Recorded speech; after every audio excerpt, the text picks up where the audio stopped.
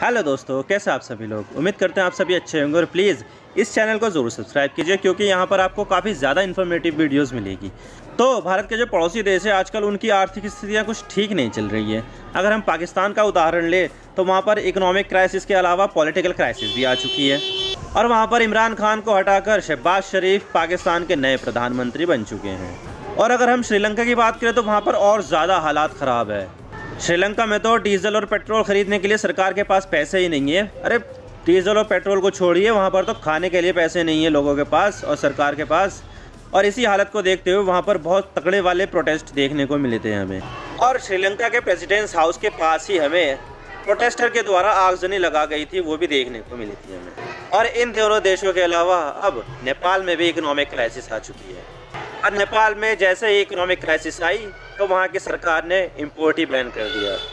और यही नहीं, नेपाल ने जब वहाँ पर इकोनॉमिक क्राइसिस आई और इम्पोर्ट बैन कर दिया था, उसी दौरान ही नेपाल का जो सेंट्रल बैंक है, नेपाल राष्ट्र बैंक, तो उसके गवर्नर को भी वहाँ पर सरकार ने सस्पेंड कर दिया। तो नेपाल में ये किस तरह की क्राइसिस आ गई है और नेपाल की सरकार ने इम्पोर्ट क्यों बैन कर दिया और वहाँ के गवर्नर को क्यों हटा दिया है, आज इसके बारे में बात करेंगे। लेकिन उससे पहले हम न्यूज़ आर्टिकल्स देख लेते हैं। Reuters का article, Nepal restrict import to save cash, suspend central bank governor. 11 तारीख का आर्टिकल है। वियॉन, Nepal bans import of luxury items, suspend central bank governor. 12 अप्रैल का आर्टिकल है ये। और इसी तरह से बिजनेस स्टैंडर्ड में भी आया है ये। Nepal decision to ban import of non essential item में हिट इंडिया हार्ड। ये इंडिया को काफ़ी हद तक हार्ड करेगा क्योंकि अक्सर यहाँ पर देखा जाता है कि नेपाल का जो बिज़नेस है वो इंडिया के साथ काफ़ी ज़्यादा मजबूत है। अगर इसी तरह से नेपाल इंपोर्ट पर बैन लगा देगा तो इंडिया से जो सामान जाता है वो नहीं जा पाएगा। तो सबसे पहले मैं बात करूँ तो नेपाल की जो सेंट्रल बैंक है उसको नेपाल राष्ट्र बैंक कहते हैं। भारत के सेंट्रल बैंक को रिजर्व बैंक ऑफ इंडिया कहते हैं, तो नेपाल की रिजर्व बैंक को नेपाल राष्ट्र बैंक। तो नेपाल की सरकार ने नेपाल राष्ट्र बैंक के गवर्नर को ही सस्पेंड कर दिया। 6 अप्रैल 2020 को महाप्रसाद अधिकारी नेपाल राष्ट्र बैंक के गवर्नर बने थे, लेकिन उनकी 5 साल की टर्म पूरी होने से पहले ही उन्हें हटा दिया गया सरकार से। उन्हें पिछली सरकार केपी शर्मा ओली की सरकार में गवर्नर बनाया गया था। तो यहाँ पर अब सरकार बदल चुकी है और अब शेर बहादुर देउपा पीएम है, तो उन्होंने गवर्नर को ही सस्पेंड कर दिया। तो उन्होंने गवर्नर को ही एक्यूज किया है कि वो इकोनॉमी को ठीक से नहीं संभाल रहे हैं और उन पर सेंसिटिव इन्फॉर्मेशन को लीक करने का आरोप भी लगाया है और अपना काम ठीक से नहीं करने का आरोप भी लगाया है। तो ऐसा चल रहा है वहाँ पर। और इसके अलावा नेपाल ने लग्जरी और एक्सपेंसिव सामानों के इम्पोर्ट पर भी बैन लगा दिया है। और ऐसा सरकार तब करती है जब उसके पास फॉरेक्स रिजर्व कम हो जाती है, क्योंकि देखा जाए तो अगर किसी देश के पास फॉरेक्स रिजर्व कम होगा तो वो इंपोर्ट करने में डिफ़िकल्टी फेस करेगा। क्योंकि देखा जाए तो नेपाल सरकार कुछ भी अगर इंपोर्ट करेगी तो उसे यूएस डॉलर में पेमेंट करनी होगी। अगर मैं नेपाल का फॉरेक्स रिजर्व देखूं तो जहां जुलाई 2021 में नेपाल के पास 11.75 बिलियन डॉलर थे, तो फरवरी 2022 आते आते नेपाल के पास 9.75 बिलियन यूएस डॉलर ही बचे हैं, जो 6 महीने में ही 17% तक गिर चुके हैं, जो 6 महीने के ही टोटल इंपोर्ट के बराबर है। तो इसका मतलब ये हुआ कि नेपाल के पास इंपोर्ट करने का पैसा ही नहीं है। और जो सेंट्रल बैंक का जो टारगेट होता है ना 7 मंथ का, कि कम से कम 7 मंथ का तो हमारे पास फॉरेक्स रिजर्व होना चाहिए, तो अब 7 मंथ का उनके पास नहीं है, 6.7 मंथ का ही बचा है। तो अपने टारगेट से पीछे हैं। इसका मतलब ये है कि उनके पास फॉरेक्स रिजर्व बहुत कम है।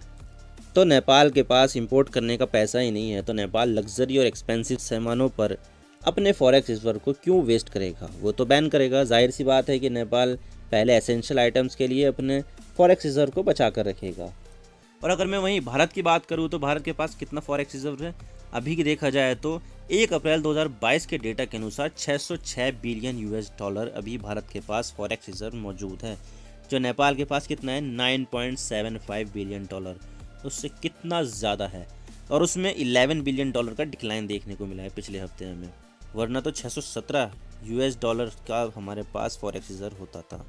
और ये जो फॉरेक्स रिजर्व है इंडिया का, अपने ह्यूज पॉपुलेशन को देखते हुए भारत के पास अगर कहा जाए तो 18 महीनों तक के इंपोर्ट बिल को पेमेंट करने का पूरा पैसा भी भारत के पास फ़िलहाल मौजूद है। तो भारत के पास ऐसी कोई भी दिक्कत नहीं है फॉरेक्स रिजर्व की। अब देख लेते हैं कि नेपाल की सरकार ने किस चीज़ को बैन किया है, वो देख लेते हैं।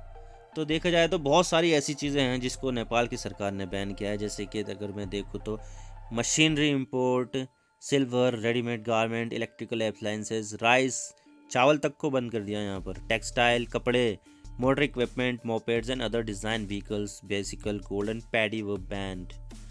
इसके अलावा अगर देखो तो fish, vegetable, honey, eggs, meat, bananas, chips, betel nuts, plants, chillies, dairy products along with medical, optical and surgical instruments were also banned according to the new order issued by the authorities। तो बहुत सारी ऐसी चीज़ें खाने पीने की उसको भी नेपाल की सरकार ने बैन कर दिया है। अब नहीं, इंपोर्ट नहीं कर सकते, हमारे पास इतना पैसा नहीं है कि हम पैसा पे खरीदें। लेकिन सवाल यह आता है कि नेपाल ऐसी हालत में कैसे आ गया जिसकी वजह से नेपाल को इंपोर्ट को ही बैन करना पड़ गया। तो सबसे पहला मैं आपको बता दूं कि नेपाल काफ़ी हद तक टूरिज्म पर निर्भर करता है। नेपाल की 29 मिलियन की आबादी में से 1 मिलियन तो सिर्फ टूरिज्म सेक्टर पर ही डिपेंड करती है, जिसमें हॉस्पिटैलिटी यानी रूम स्टे और रेस्टोरेंट आदि आ गया, ट्रैकिंग और पहाड़ी पर चढ़ाई आदि आ गई। और ये मैं नहीं कह रहा बल्कि नेपाल का जो खुद का अखबार है उन्होंने ये सब डेटा शो किया है। तो टूरिज्म इंडस्ट्री नेपाल की टोटल जीडीपी में 8% कंट्रीब्यूट करती है, लेकिन जब से कोरोना आया है तो इसमें नेपाल को टूरिज्म इंडस्ट्री को ही चौपट कर दिया, जिसकी वजह से नेपाल को अपनी जीडीपी का 8% का पूरा लॉस हुआ है। तो नेपाल की इकोनॉमिक क्राइसिस के लिए ये एक काफ़ी बड़ा फैक्टर है। और इसके अलावा जो रेमिटेंस होता है, यानी जो नेपाल के लोग दूसरे देशों में काम करते हैं और वो पैसा कमाकर अपने परिवारों को नेपाल भेजते हैं, तो उसको रेमिटेंस कहते हैं। तो नेपाल में रेमिटेंस भी 5.8% की रफ्तार से गिरा है, यानी कि इसमें डिक्लाइन देखने को मिला है। और इसके अलावा नेपाल इंपोर्ट पर काफ़ी डिपेंड करता है, उनकी एक्सपोर्ट इंडस्ट्री इतनी ज़्यादा डेवलप नहीं है।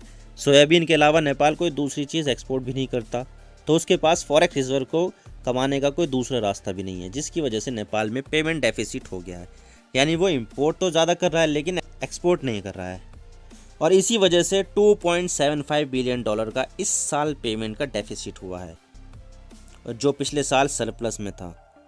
यानी नेपाल ने पिछले साल एक्सपोर्ट ज़्यादा किया था और इंपोर्ट बहुत कम। लेकिन इस बार कहानी उल्टी है, इस बार नेपाल ने इंपोर्ट बहुत ज़्यादा किया है लेकिन एक्सपोर्ट उसके अकॉर्डिंग बहुत ही कम। तो यहाँ पर ट्रेड डेफिसिट देखने को मिली है, पेमेंट डेफिसिट। और नेपाल को अपने देश का खर्चा चलाने के लिए जो पैसा चाहिए था उसने वो एज ए डेट उठाया है, यानी कि कर्जा लिया है, इसका रास्ता अपनाया है उसने। जहाँ पर 2019 में नेपाल पर अपनी जीडीपी का 25% तक ही कर्ज था, तो वहीं पर 2021 आते आते 41.4% हो गया है अपनी जीडीपी का, यानी नेपाल ने कर्ज ज़्यादा लिया है। तो इस तरह से नेपाल में इकोनॉमिक क्राइसिस आ चुकी है, जिसकी वजह से नेपाल ने अपना इंपोर्ट ही बैन कर दिया। लेकिन इस चीज़ से भारत को काफ़ी नुकसान होगा, क्योंकि देखा जाए तो नेपाल ज़्यादातर इंपोर्ट भारत से ही करता था, जो अब वो नहीं कर पाएगा। तो इसका मतलब ये है कि भारत में जो एक्सपोर्टर्स बैठे हैं उनको नुकसान हुआ, क्योंकि वो नेपाल में अपने सामान को नहीं बेच पाएंगे। लेकिन जब नेपाल के फाइनेंस मिनिस्टर से पूछा गया कि क्या नेपाल के हालात श्रीलंका जैसे होने वाले हैं, तो उन्होंने बताया कि अभी ऐसे हालात नेपाल में नहीं आए हैं, श्रीलंका जैसे तो नहीं आए हैं। और उन्होंने ये भी कहा है कि नेपाल की इकोनॉमी श्रीलंका से बेहतर है। तो अब देखते हैं कि फ्यूचर में क्या होगा क्या नहीं, क्या नेपाल का जो इकोनॉमिक क्राइसिस है क्या ये श्रीलंका जैसा हो जाएगा, ये तो आने वाला फ्यूचर ही बताएगा। तो दीजिए मुझे इजाज़त, मैं मिलता हूँ आपसे नेक्स्ट वीडियो में। अगर आपको वीडियो थोड़ी सी भी पसंद आए तो वीडियो को लाइक ज़रूर कीजिए और चैनल को ज़रूर सब्सक्राइब कीजिए। Thank you for watching, I really appreciate your precious time, God bless you all. Now signing off.